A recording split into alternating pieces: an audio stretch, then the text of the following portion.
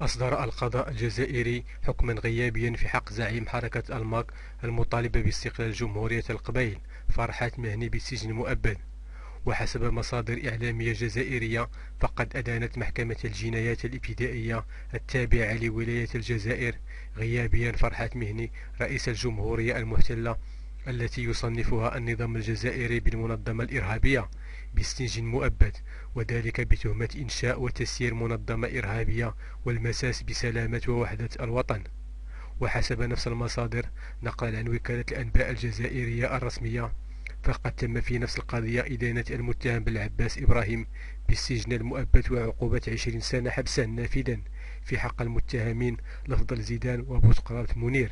كما أصدرت نفس المحكمة حكما بتأييد أمر إلقاء القبض الدولي في حق المتهمين الأربعة الذين يتواجدون في حالة فرار خارج التراب الوطني الجزائري.